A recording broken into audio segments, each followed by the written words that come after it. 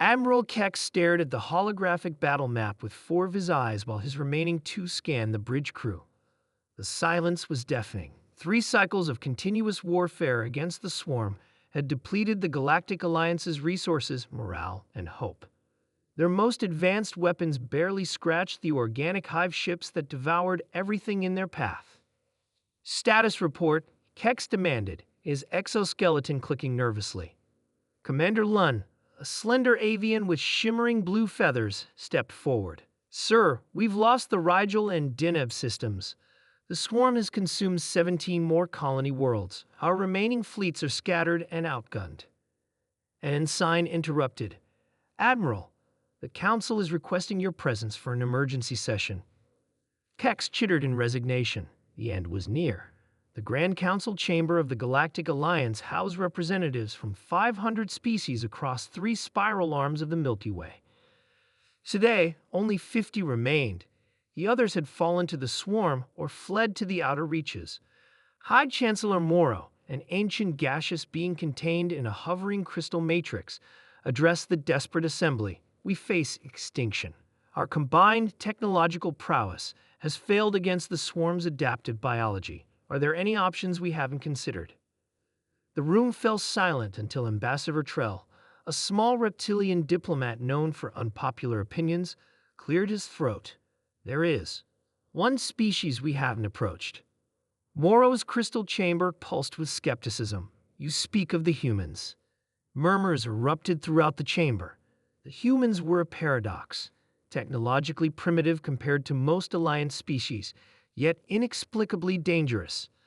Quarantined to their solar system centuries ago after a misunderstanding resulted in the devastation of a peaceful Vexian exploration fleet. Preposterous, shouted General Vix. They're savages. Ambassador Trell stood firm. They are warriors, unlike any in our alliance. While we evolve toward peace and cooperation, Earth's history is written in blood and fire. Their planet's high gravity and harsh conditions produce fighters who never stop, never surrender. Kex, who had remained silent, finally spoke. I've studied their combat doctrines. They have a concept called asymmetric warfare. They don't fight fair, they fight to win. And they've never faced an existential threat they didn't overcome. Chancellor Morrow dimmed thoughtfully. The quarantine was perhaps hasty. Their violent tendencies might be precisely what we need now. The vote was unanimous. Desperation made for strange allies. Captain Jack Miller had been enjoying his morning coffee on Luna Base when the alien ship appeared. Within hours, he found himself aboard the Alliance flagship with 5 other military specialists from Earth, facing a desperate alien admiral. Let me get this straight, Jack said, studying the battle projections. You've got ships that can bend spacetime, weapons that can shatter planets, and you're losing to what are essentially space locusts. Kex's translator struggled with the idiom, but conveyed his frustration. The swarm adapts too quickly to our standardized tactics and technology. We fight with precision and protocol. That's your problem, interrupted Maya, a veteran guerrilla warfare expert. You're fighting a conventional war against an unconventional enemy. The humans reviewed the data, asked questions that confused the aliens. Have you tried biological warfare? What about hacking their hive mind? And requested equipment that horrified them. Can you manufacture napalm? How about dirty bombs?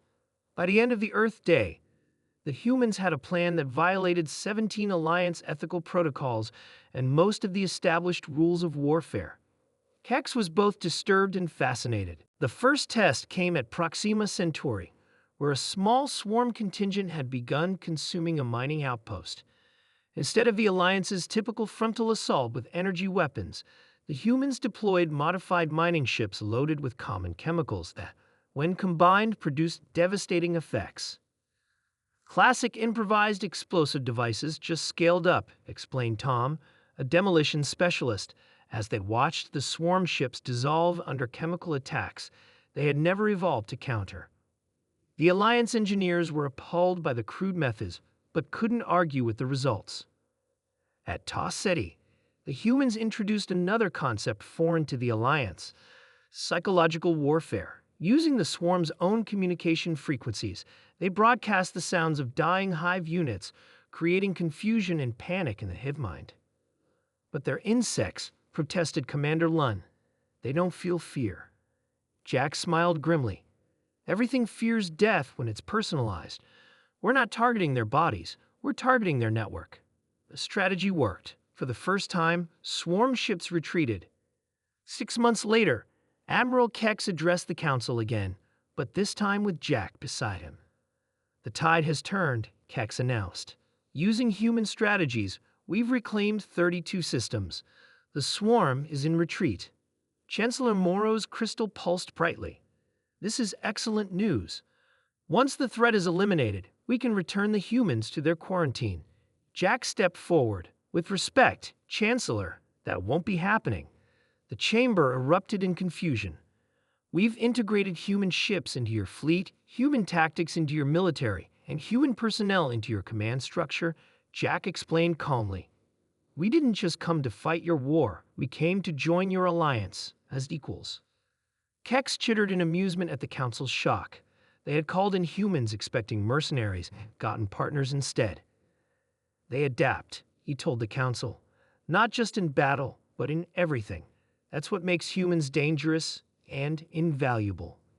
The Alliance had sought saviors and found something more, a species that thrived on challenges, that turned disadvantages into weapons, that saw opportunities where others saw only obstacles.